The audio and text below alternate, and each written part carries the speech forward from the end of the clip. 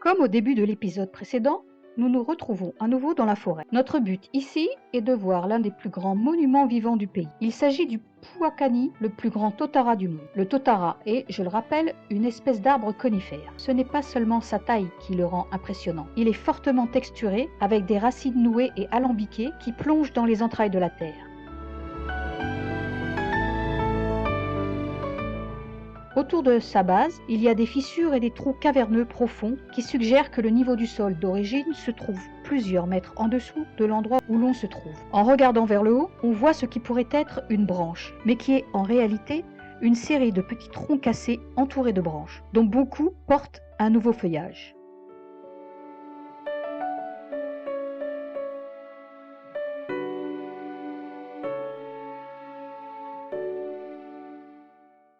Plus loin, notre itinéraire nous amène à faire une promenade jusqu'aux magnifiques chutes d'eau d'Oma. La balade est sympathique, même s'il nous faut traverser à l'aller et au retour ce petit pont suspendu.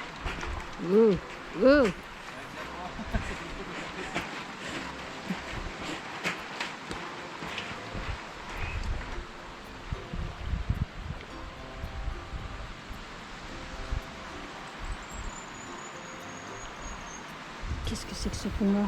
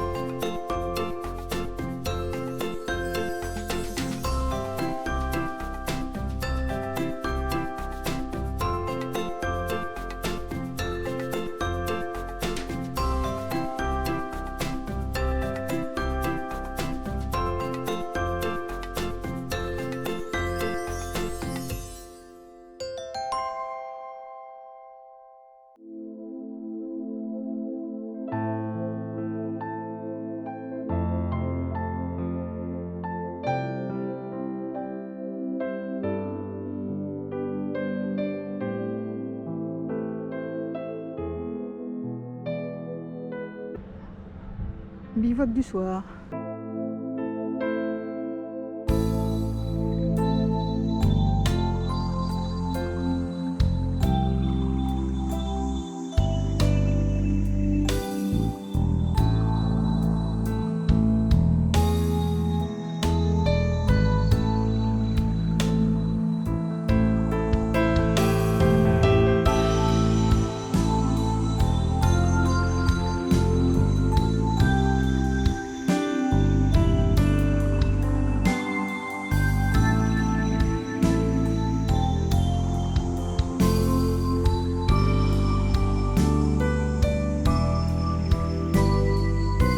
Même les nuages qui se réfléchissent.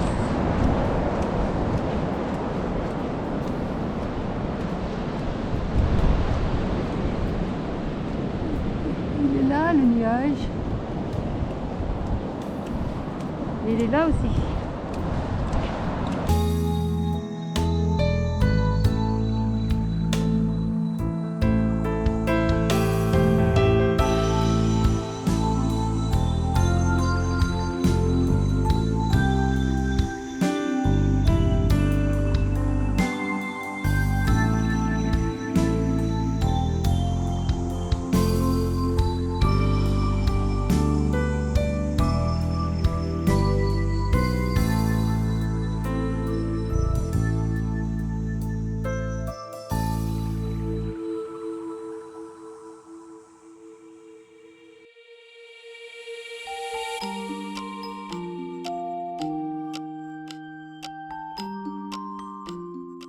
Voici Waikao Tunnel Beach. Cet étroit tunnel a été creusé en 1911 par 3 hommes armés uniquement de pioches et de pelles. Il a été construit pour que le bétail puisse être transporté sur les collines au-dessus du tunnel. C'est tellement vallonné ici qu'il est plus facile d'accéder aux hauteurs par la plage.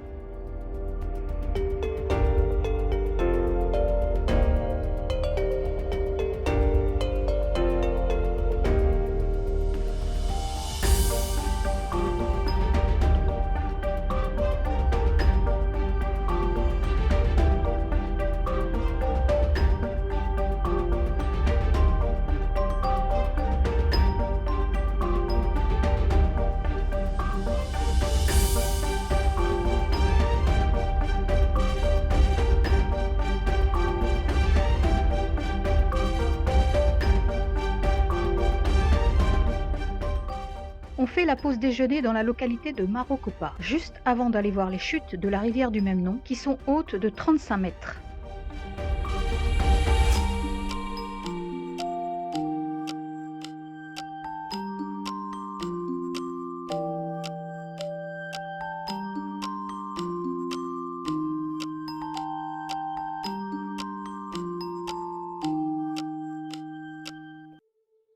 Aujourd'hui, notre route nous amène à Hamilton, la 7e ville la plus importante de la Nouvelle-Zélande par sa population et la 4e si l'on compte la communauté urbaine. Nous visitons ces jardins, c'est l'attraction touristique la plus populaire. Ce parc est composé de jardins de différents types. Les jardins anglais, les jardins à la française, jardins italiens, jardins japonais, etc., etc.